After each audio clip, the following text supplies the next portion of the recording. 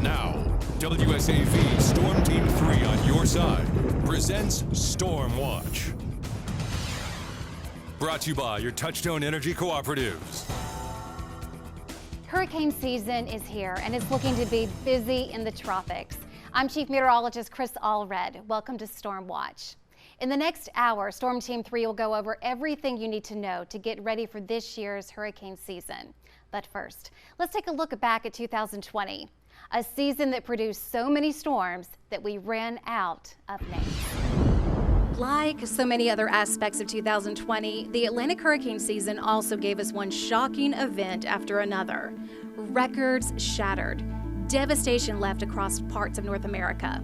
2020 produced the most named storms ever seen in the Atlantic. And that's with records going back 170 years.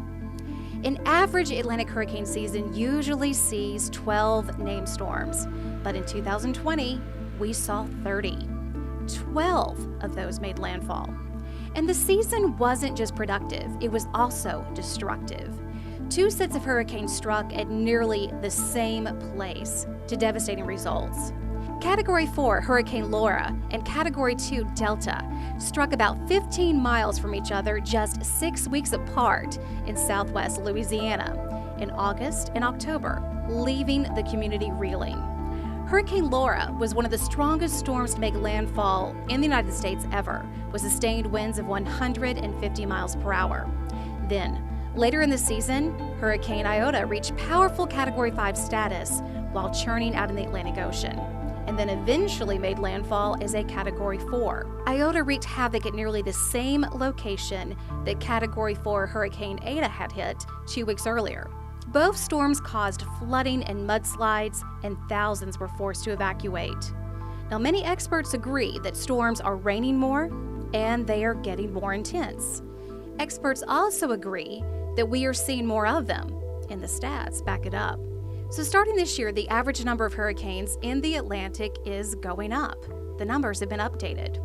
Instead of basing averages on data from 1981 to 2010, averages from here on out will use data from 1991 to 2020.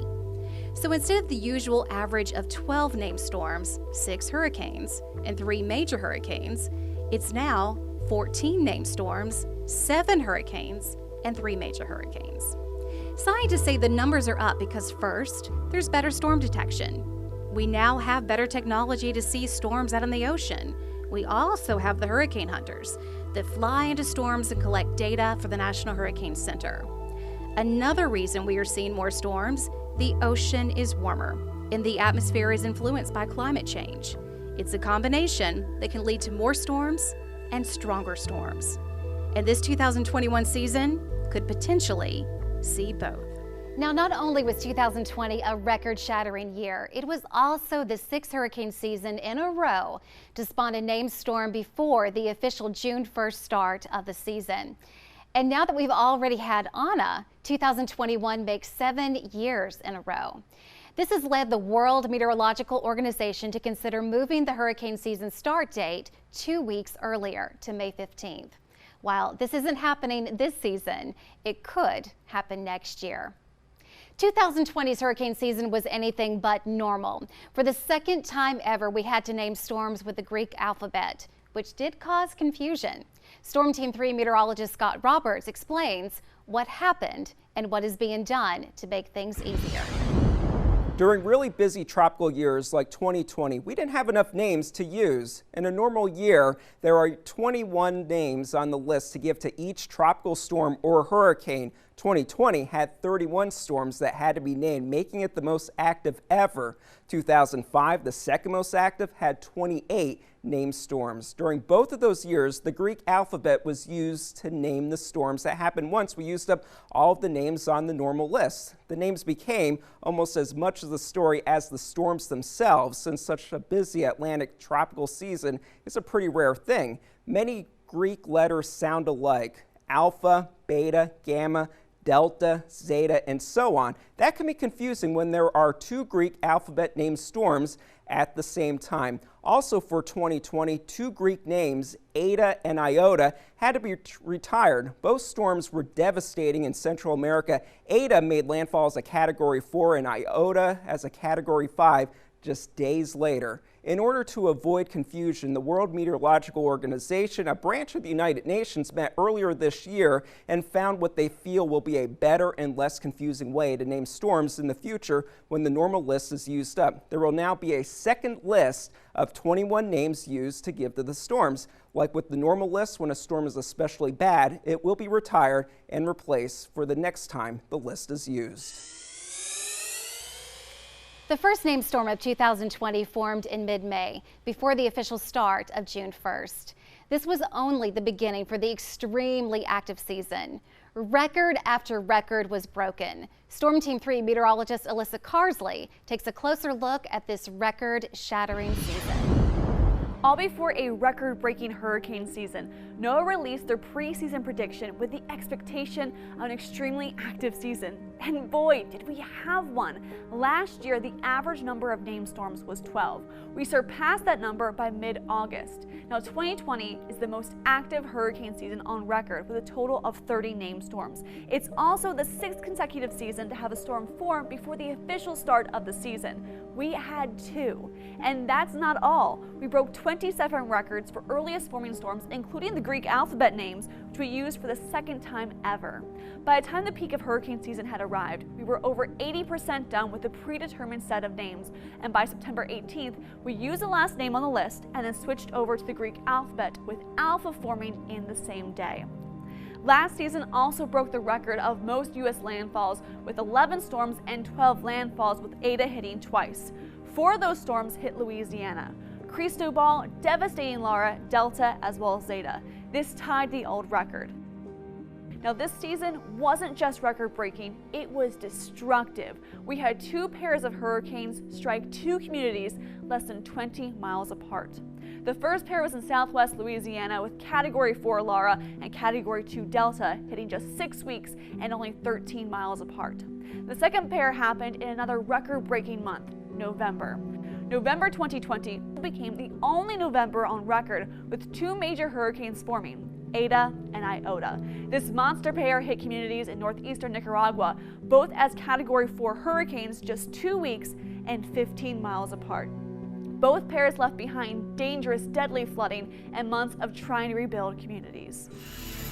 Still to come, dealing with a natural disaster during a pandemic, the challenges of hurricane season in the age of COVID.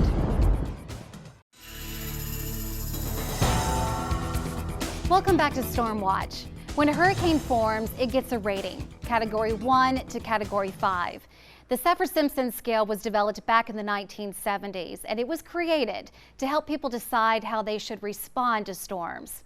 Problem is, it doesn't always do a perfect job of indicating the potential danger of a storm. Storm Team 3 meteorologist Kyle Dennis explains. Nothing strikes fear during the summer and fall months more than a forecast for a landfalling hurricane as we conjure up images in our minds of roaring winds effortlessly ripping roofs off of homes, trees toppling over, and debris flying through the air. After all, it is the peak winds that determine a tropical system's category, and yet there is an impact even deadlier than wind: water. It may be surprising to learn that flooding, rainfall, and storm surge are not part of the intensity rating system, even though they often take far more lives and cause even more expansive damage than wind. Storm surge alone accounts for roughly half of all tropical cyclone-related deaths in the United States. Powerful winds blowing water toward the coast, combined with extreme low pressure, cause the water to swell and inundate not just the coast, but even inland areas near rivers. Homes and businesses can be completely destroyed, people drown, and the shape of a coastline can be forever changed in the most severe cases. While it may seem to reason that the stronger the storm, the higher the storm surge will be, it's actually not that simple. Given the right set of circumstances, it is entirely possible for even a tropical storm to produce more surge than some hurricanes. That is one reason why tropical storms are often underestimated. While on average hurricanes will produce more damage, that is not always the case. To understand why that is, it is important to know exactly what is being conveyed when looking at a storm's classification and intensity rating. The Simpson Scale is the standard tropical cyclone ranking system used by the National Oceanic and Atmospheric Administration. The categories you are familiar with, 1 through 5, really only represent one component of a hurricane, the maximum sustained wind speed. Those peak winds are located in a relatively narrow band in the eye wall of the storm, sometimes only 10 or 20 miles wide, while the storm itself can be hundreds of miles wide. Storm category does not consider the size of a storm, how fast the storm itself is moving from one location to the next, the amount of rainfall flooding it might produce, or whether it may threaten an area at high tide or low tide.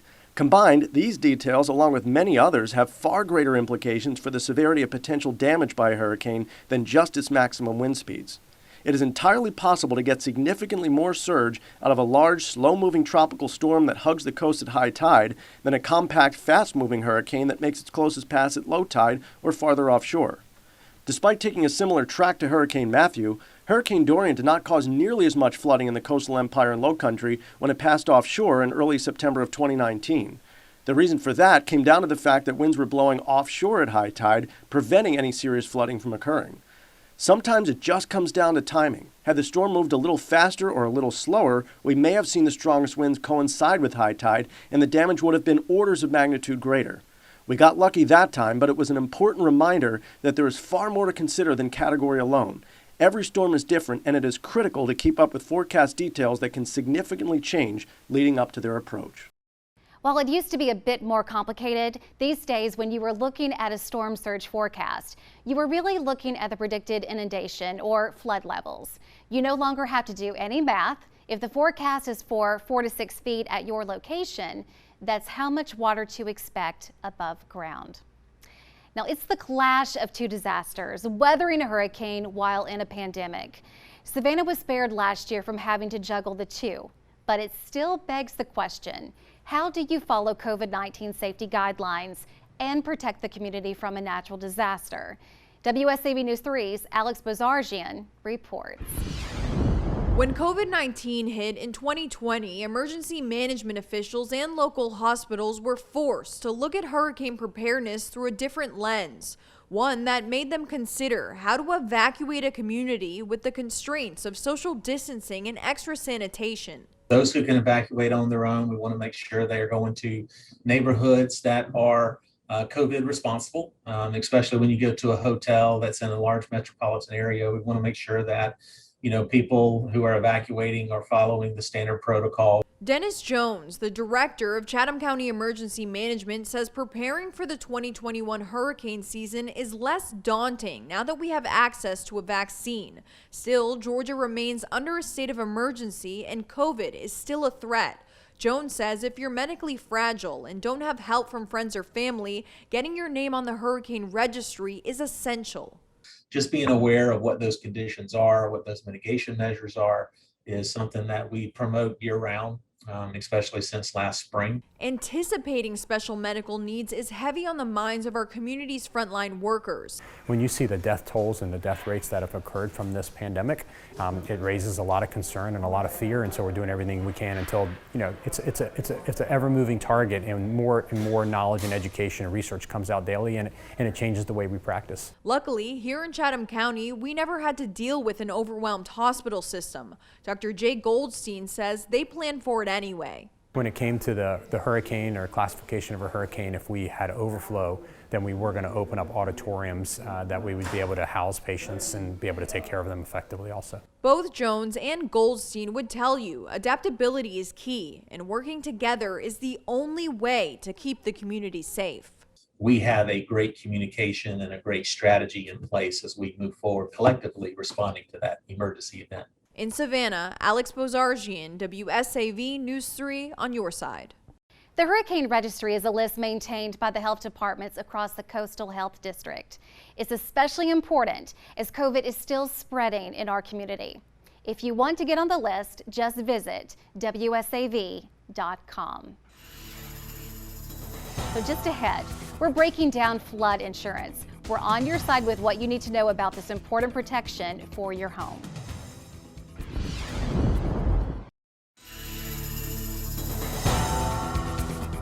Welcome back to Storm Watch. I'm Chief Meteorologist Chris Allred. When it comes to your storm safety, you run from the water and hide from the wind. When it comes to protecting your home, you also must prepare for both. Wind can damage your home, but so can heavy rain. WSAV News 3's Joanne Merrigan has more on flood insurance and how to know if you need it and why you need to buy before the storm hits. It is hard to believe what Mother Nature can do, but we have seen it here too often. A huge rain event could change your life. Floods are devastating because they destroy everything in their path. Insurance agent Pat Parker thinks a lot of people could benefit from learning more about a flood insurance policy. We would wish people would consider it and get with their insurance agents and decide, because rising water from an outside source is not going to be covered under anybody's homeowner's insurance. Chatham County does have updated flood zone maps, and if you live in an X zone, flood insurance is not required, but you can still buy it. In other zones, it is required, but let's take the pink where it is and the green where it isn't. The Islands area, for example, shows a lot of pink, but in some cases the pink is right next to a green area. I tell people that gravity decides where the water goes, not the zone that you're in. Parker says that's his biggest message, that maps assess general risk, which may not always be accurate if you're in the path of a tropical storm or hurricane. Because statistics showed during other hurricanes a large percentage of areas that flooded were in that low-risk zone, but it's still flooded. Flood insurance is done through a national program, but many local agents can sell you a policy. You can get it whether you rent, whether you own. If you rent, you can insure your belongings. Obviously, if you own, you could insure the house and your belongings up to a certain amount. The maximum is $250,000 on the dwelling and $100,000 in contents. There are deductibles that you can choose, higher deductible, lower the premium. Here's some important guidelines to understand. If you have a mortgage, your mortgage company will make you buy a flood policy if you live in a high-risk zone. If you no longer have a mortgage but live in a high-risk zone, a flood policy is still recommended. If you live in an X zone, your mortgage company will not require you to have a flood policy, but Parker says you should still consider it. You can insure that risk, so why wouldn't you? Because if you were unprepared without flood insurance and you did have a flood, it could be catastrophic to you personally and to your budget. Joanne Merrigan, WSAV News 3, on your side. Another thing to remember, if you live in that X zone and decide you want to have flood insurance just in case, it does not go into effect for 30 days. So don't wait until a storm is in the forecast. Now, if a mandatory evacuation is ordered and you refuse to leave, police may not be able to respond to any emergency calls. You would have to take full responsibility for yourself and your family's safety. And if you choose to stay during a mandatory evacuation and you got hurt or your property got damaged, this could also affect your insurance coverage. Individual coverage varies, and each company has its own rules and policies. The only way to know for sure is to ask your insurance company well in advance if you don't obey the evacuation order, how it would affect your coverage. Windows and doors are weak spots in structures that have to be protected before a storm moves in. Storm shutters are a great form of protection, but about 5/8" plywood can be used to protect your windows from breaking. The idea is to keep wind from getting inside and blowing apart your home. Never leave windows open to relieve air pressure. When it comes to staying weather alert, Storm Team 3 is also on your side with our WSAV Weather Now app. The upgraded interactive radar is faster by 5 minutes and it's easier to use. You also get storm and lightning alerts based on your location. And you get a personal video forecast from a Storm Team 3 meteorologist multiple times a day. And we even have a step-by-step video to show you how to set up the app and how to use it to best suit your needs. Just visit WSAV.com. Storm Watch continues after the break with a closer look at Savannah's plan for an evacuation.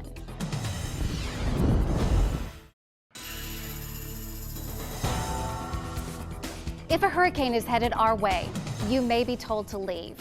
Government officials can order a mandatory evacuation. WSAV News 3's Jessica Coombs is on your side with Savannah's evacuation plan. Where are you going to go? How are you going to get there? Who are you going to communicate with? Go ahead and make those decisions now That way you're not trying to figure that out in the event that we do have to issue an evacuation order. Savannah follows Chatham County's evacuation plan, but this year finding a place to shelter could pose a problem with places like Augusta, saying the pandemic's made it so they can't shelter Savannahans as an evacuation destination. City officials say they want you to prioritize setting up your own location. We have to talk about intergovernmental agreements to make sure that folks that are taken to other places, that they're safe. But you have to know where you're going before you leave. It takes us about 36 hours to get the general population out for a major event. In advance of that general population, we also have the need to get anybody with a special need, medically fragile people, our nursing homes, our hospitals. We're also looking at prisons and other transitional centers. If you don't have personal transportation, you can hop on a Chatham area transit bus to come here to the Savannah Civic Center, where you'll register either as a family or an individual. Then you'll board a bus to be transported to a public inland shelter.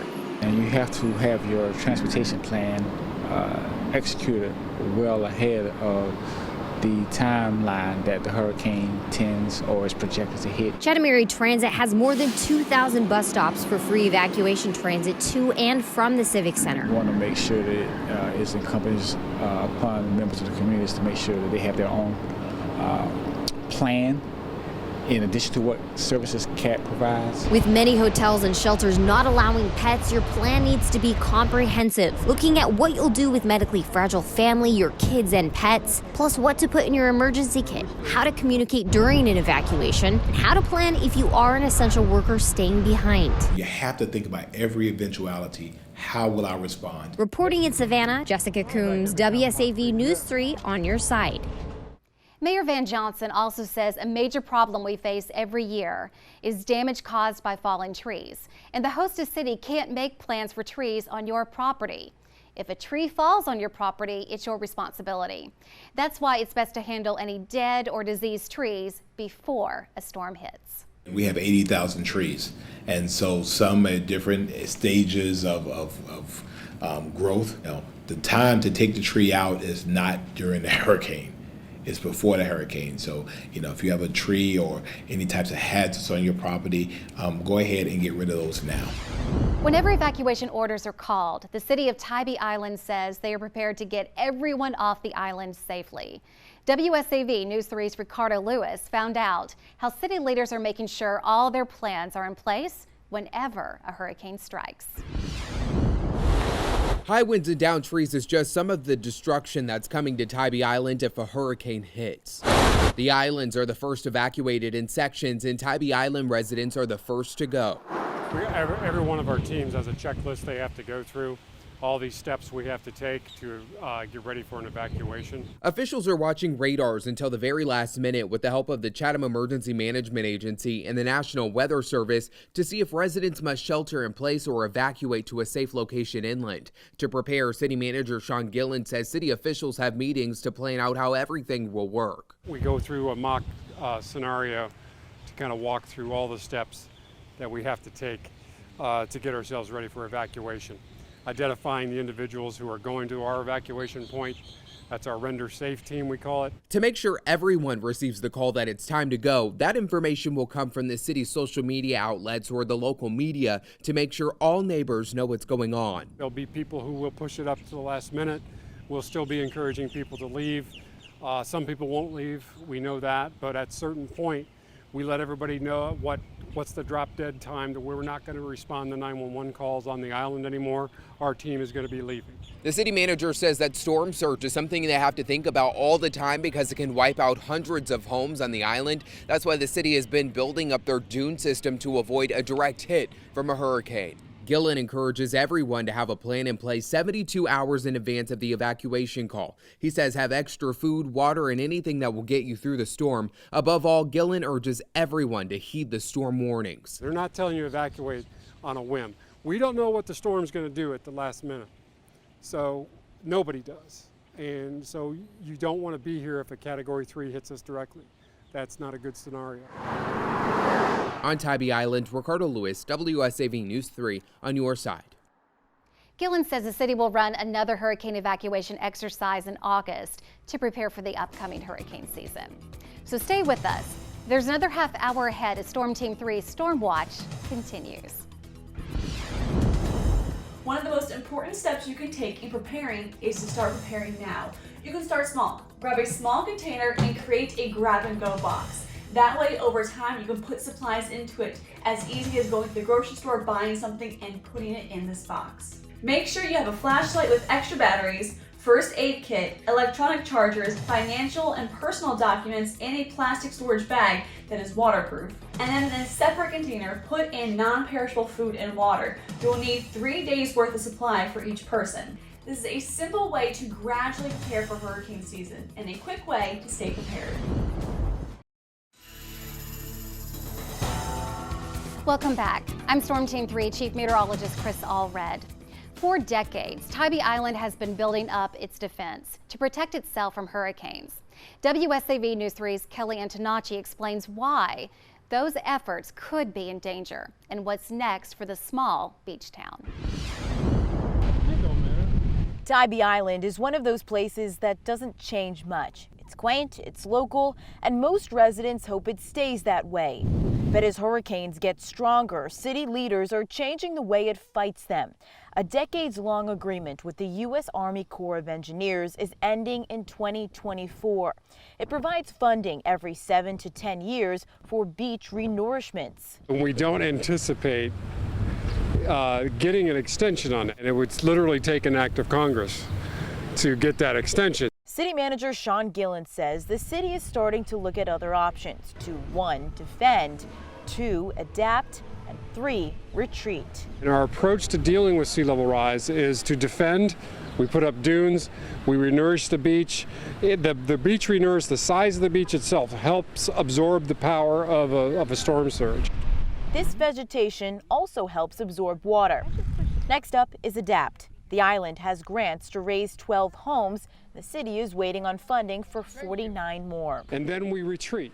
So we back away from the flooded areas by the use of setback requirements, or we could use FEMA money in the future to purchase homes that are continuously flooded and make them green space. Most of these efforts are focused on the beach, but project manager Alan Robertson is in charge of a recent shift in focus to the Back River. On the Back River, it's rising water. It's very difficult to stop just rising water as the marsh floods.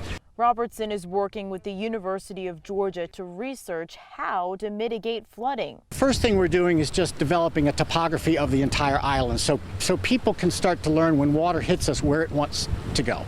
And we're trying to let it get there quickly and with least damage. In the meantime, he says the island as a whole is more protected than it's ever been. This beach is as big as it's ever been. The dunes are as high and as deep as they've ever been.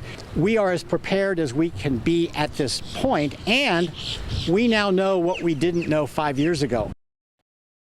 Robertson is also asking residents to provide information on flooding through an app. It's called GeoForager. We have a link at WSAV.com/Hurricane Central. Hurricanes and tropical storms are notorious for producing excessive rainfall amounts. Before a storm hits, take time to clear out your rain gutters and downspouts to improve water flow and to reduce your risk of leaky roofs. Also, make sure the downspout is directed away from your foundation to reduce the risk of erosion.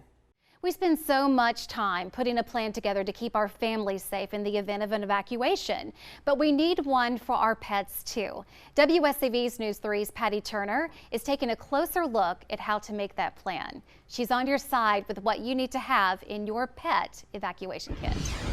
So this is Dexter. He is definitely my baby, and if I had to evacuate for any reason, he of course is going to come with me. So he needs his very own evacuation kit, and it all starts with a storage bin.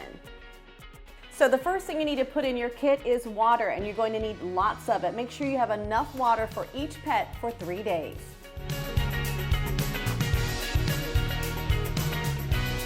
After the water, make sure that your pet has enough of his favorite food to last him while you're gone. Also, be sure to take with you your pet's vaccination records just in case, and if they have any medications, you want to bring that as well.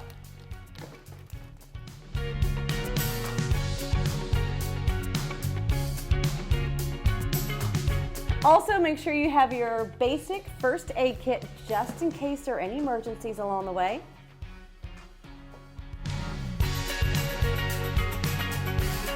And it's always a good idea to have a flashlight with extra batteries.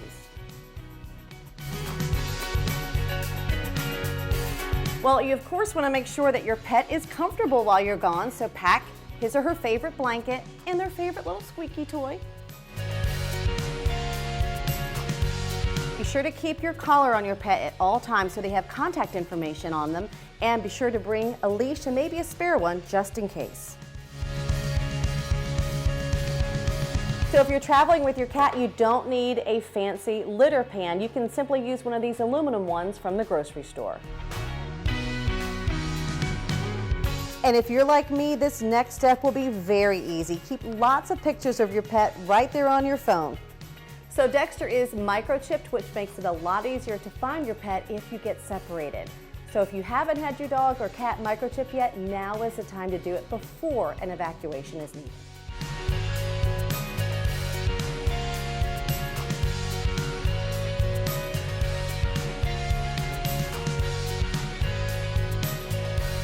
And finally, it may be a good idea to invest in a pet life jacket because flash flooding can happen in an instant. All right, Dexter, you ready? Let's go. And Patty has one more important piece of information to share. Don't wait. Find a hotel or shelter that accepts pets. That way, there will be no surprises or unexpected cost if you need to leave in a hurry. During Hurricane Matthew, this parking lot was flooded with a foot of water, causing water damage to several cars. To avoid this, park your vehicle on higher ground after you fill up your gas tank all the way. Also be sure to have cash on hand because electronic payments after the storm may not work. You hear the term cone of uncertainty every hurricane season, but do you know what it means? Meteorologist Kyle Dennis clears up the confusion after the break.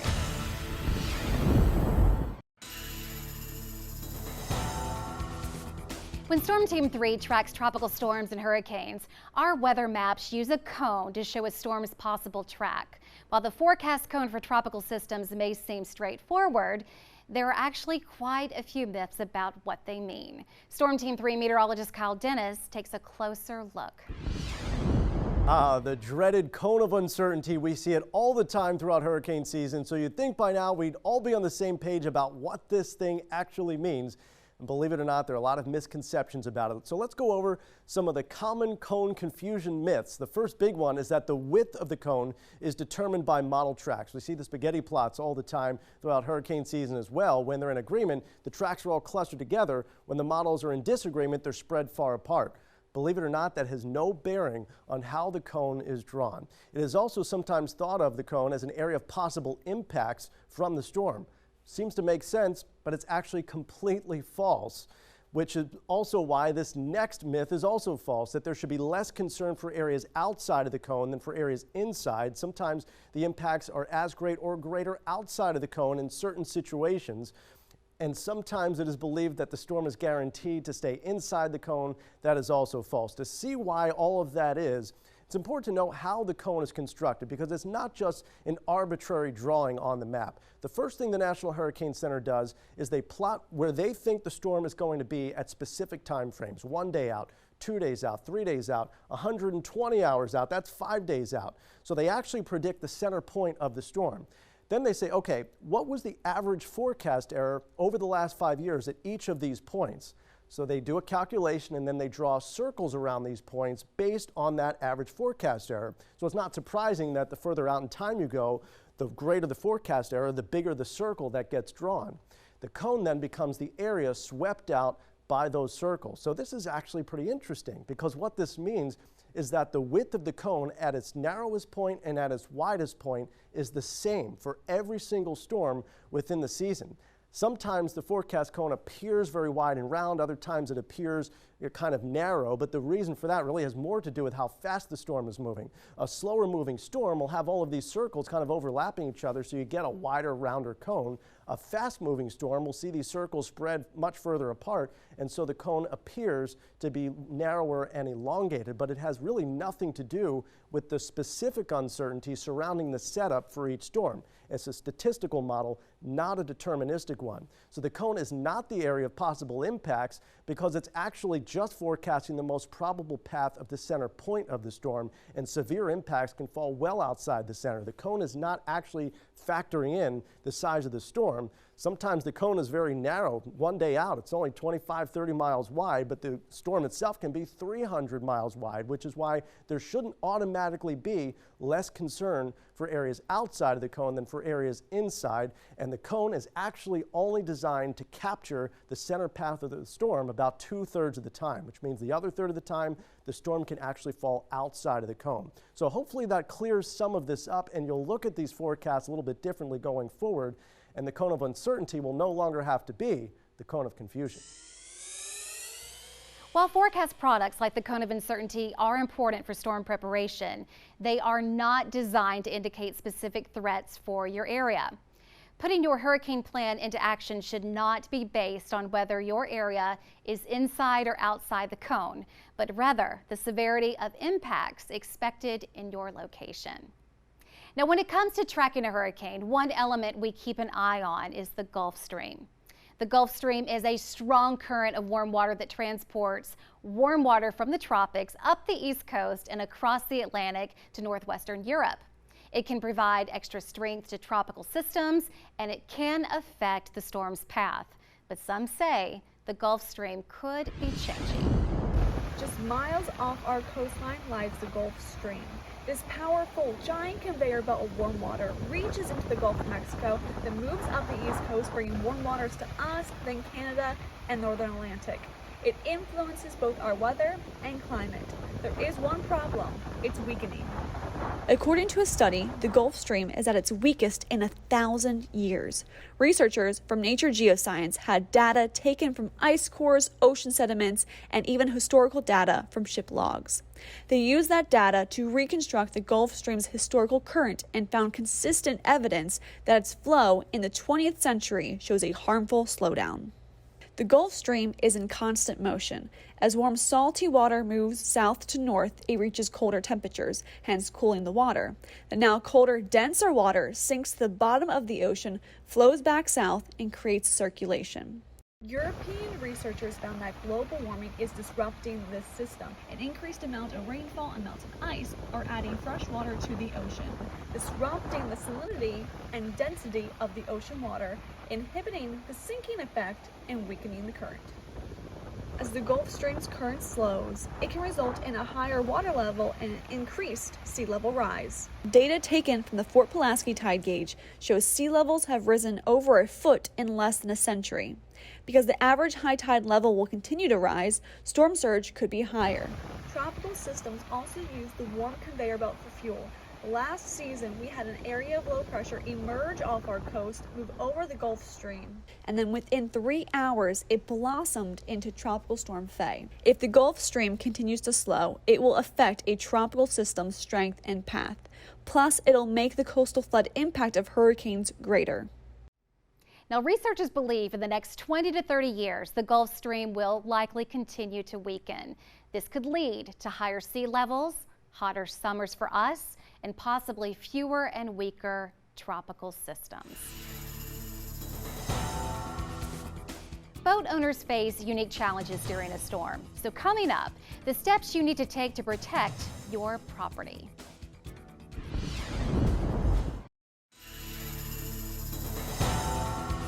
Back in 2016, we got hit by Hurricane Matthew, and the Low Country still remembers it all too well.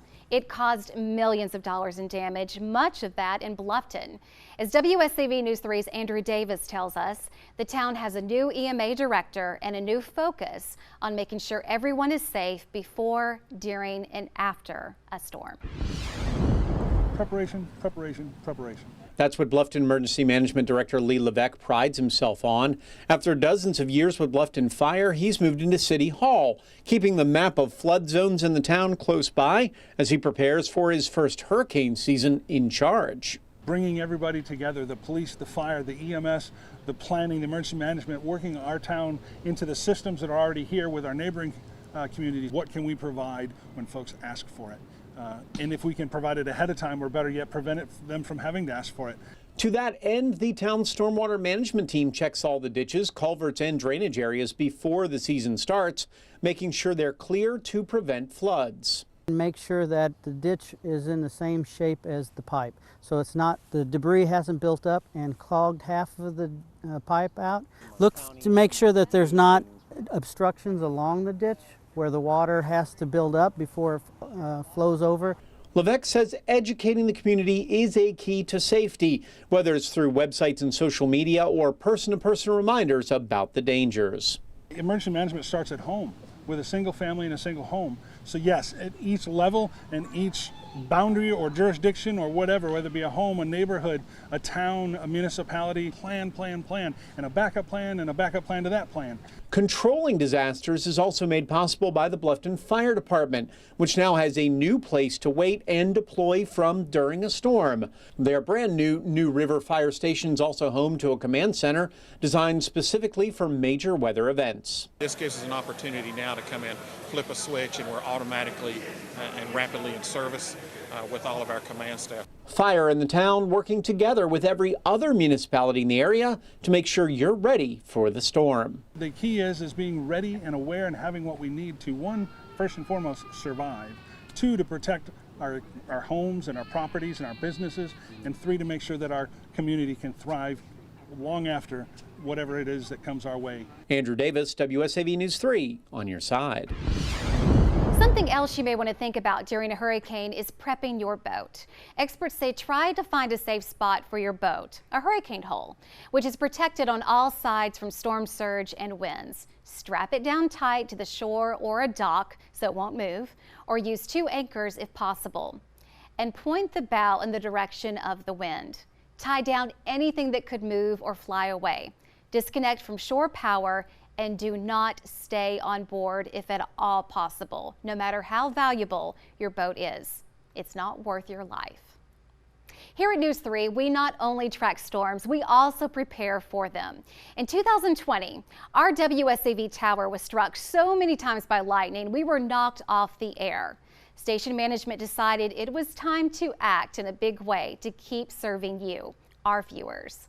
Storm Team 3 meteorologist Scott Roberts gives us a closer look at what is being done.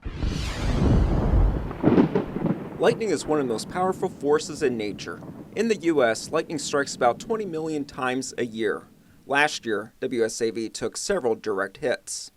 We have a 430-foot tall lightning rod in the way of a tower next to our building. WSAV General Manager Mark Hefner explains the situation that we were in.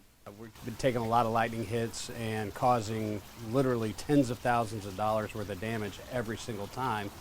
And our chief engineer is having to get up in the middle of the night and come in and try to figure out what all the problems were. Meanwhile, we were not doing a service to our viewers because we were off the air. When lightning hits the tower without proper grounding, electricity has nowhere to go but into the building, damaging critical equipment. WSAV engineer Jason Weil has been part of the project to protect the building. Using rods on the tower and then feeding basically coax cable that runs into the ground, giving lightning the shortest path. Make sure it avoids everything else in between that shortest path. There is a cable around the entire roof of the building. There are cables going up each leg of the tower. There are rods on top of the tower. The cables coming down the tower are grounded 30 feet down into the ground. The web of cables running into the ground will help lightning avoid the building. A project this big is not practical for a home, though there are things you can do. Surge protector is the best thing. Just make sure that you plug the surge protector in the wall, don't plug the TV directly into the wall, and that surge protector will protect your electronic devices at home. Now that our project is nearing completion, we will all benefit. If you think about it, if we're getting struck by lightning right here in the downtown area of Savannah, there are a lot of viewers right in this area.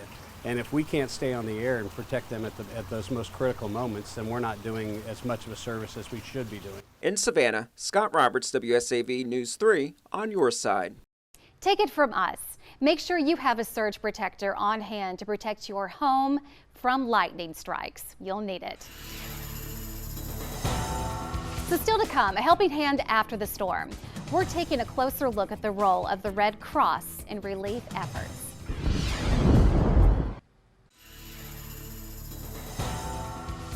One organization has been rushing to our aid before, during, and after natural disasters for more than 140 years. WSAV's Claire Going has a closer look at how the Red Cross of the Coastal Empire is preparing for hurricane season. The Southeast Georgia chapter of the Red Cross serves 18 counties, which includes all coastal areas that are high risk for hurricanes. They focus on 3 primary areas for disaster relief: people, relationships, and supplies. In the event of a large disaster, no one organization can do it alone, so it is very much of a team effort. They partner with World Central Kitchen, Southern Baptist Disaster Relief, and other local organizations to make sure they can provide specific help needed to those affected by severe weather. Currently, we're working with local communities and partners to identify shelter locations. When disaster strikes, the Red Cross has 21,000 workers on standby, 90% of whom are volunteers. We have experts in sheltering, casework, health services, mental health services, spiritual care. Hurricane Michael was one of the most powerful storms to hit the East Coast 3 years ago. The Red Cross put their resources into action, providing $35 million in financial assistance to Georgia, Florida, and Alabama. In Georgia alone, we opened and or supported 11 shelters, helping people who evacuated or who were impacted by Michael. We deployed 640 volunteers and 26 emergency response vehicles, and we send these to hard-hit areas to provide mobile feeding. Now they're gearing up for what is expected to be an active hurricane season, with 57,000 shelter locations set across the nation. We have warehouses around the nation where we have disaster relief supplies, and we position them in disaster-prone areas. So, for example, we have enough cots and blankets for 350,000 people. We have enough cleanup kits and hygiene kits for up to 500,000 people. Center says now is the time to focus on your own personal preparedness. We want everyone to be ready in the event of threatening weather heading your way. You may have to hunker down at home, or you may be asked to evacuate. So we want everyone to be aware of what's going on with the weather and to listen to what the local authorities are telling you. But if you have to hunker down at home, you need enough supplies for 2 weeks. Reporting in Savannah, Claire Going, WSAV News 3 on your side. You can find out how to help the Red Cross's disaster relief efforts in your area at wsav.com/Hurricane Central. WSAV and Storm Team 3 is on your side during hurricane season and year-round. We're here to bring you important information to keep you safe. I'm Chief Meteorologist Chris Allred. Thank you for watching.